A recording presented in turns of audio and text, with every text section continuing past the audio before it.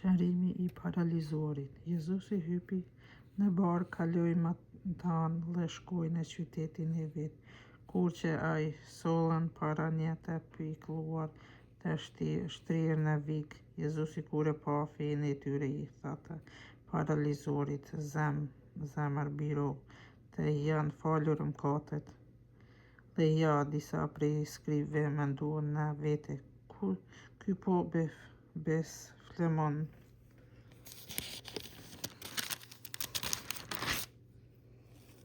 Jezusi, duke I ditur mendimet e tyre, tha: pse mendoni keq në zemrat tuaja? Çka është më e lehtë të thuhet: të janë falur mëkatet, apo të thuhet: ngrihu e ec? Por që ta dini se Biri I Njeriut ka pushtet të falë mëkatet mbi tokë. I tha atëherë të paralizuarit: çohu në këmbë, merre vikun tënd dhe shko në shtëpinë tënde. I paralizuari u ngrit e shkoi në shtëpinë e vet. Kur pa turma e kapi frika, illa lavd hyu që ulla njerëzve të pushtet kaq të madh.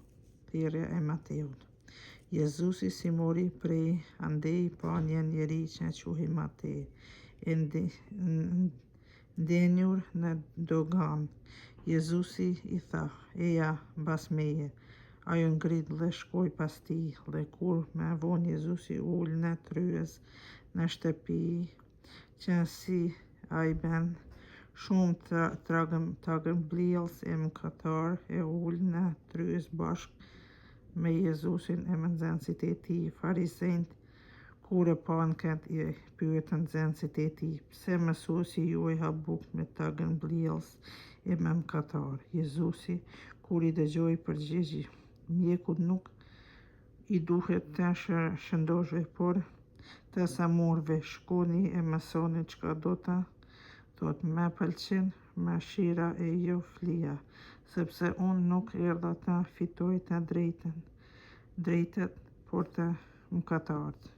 Çështja e agjërimit.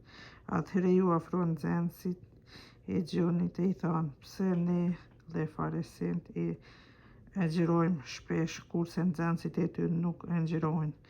Jezusi u përgjigj: a është e mundur të mbajnë zi dasmorët derisa të jenë me lëndri, por do të vijë koha kur do t'u rrëmbejnë lëndrin, atëherë edhe ata do të agjërojnë. Askush nuk të vë armë pëlhure të re në petkë të vjetër, kurse arën e shtrin petkun dhe grisja bëhet më e madhe.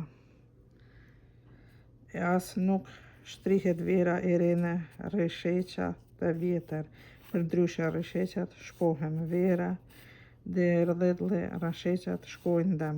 Vera e re qitet në rresheqa të rinj e kështu ruhen të dy. Ngjarja e vajzës së kryetarit dhe gruaja, që petku kindin e petkut të Jezusit. Ndërsa Jezusi po u mësonte këto, që se ju afrua një kryetar ra përmbys për atij dhe I tha: po sa më vdiq vajza, megjithatë eja, merre dorën mbi të, vllaja do të ngjallet. Jezusi u ngrit dhe bashkë me nxënësit e vet shkoi pas tij. Kur që një grua e cila vuante nga derdhja e gjakut tash 12 vjet, ju afrua mbas shpine, eja preku kindin e petkut tij, sepse thoshte në vet: do të shërohem nëse ja preku vetëm petkun e tij. Jezusi u soll e pani dhe I tha: ki besim o bij, feja jote të shpëtoi. Dhe gruaja u shërua në atë moment.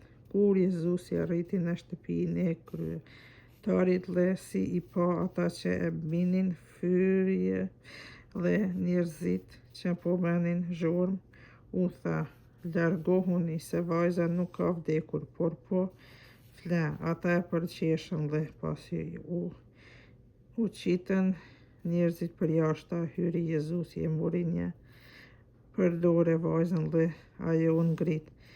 Lajmi I kësaj mrekullie u përhap anën bana saj krahin. Shërimi i dytë të verbërve.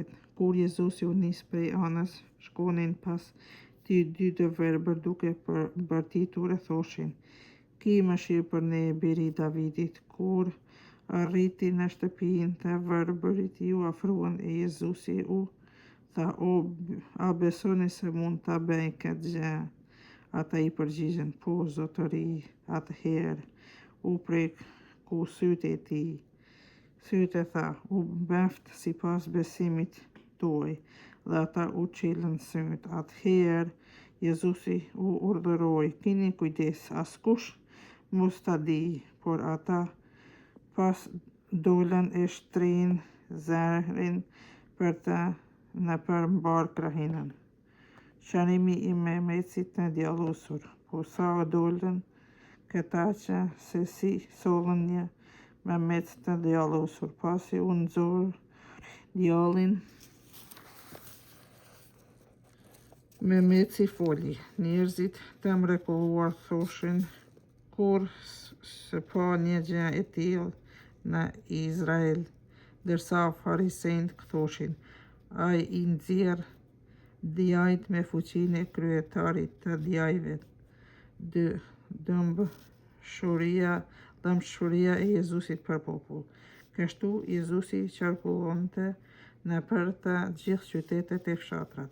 Mësonte si sinagogat e tyre, predikonte ungjillin e mbretërisë dhe shëronte çdo sëmundje e lëngat.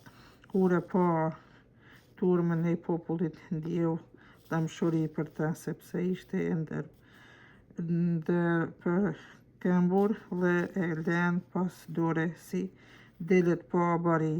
Atëherë u tha nxënësve të vet: Të korrat janë të mëdha, kurse punëtori janë ka pak.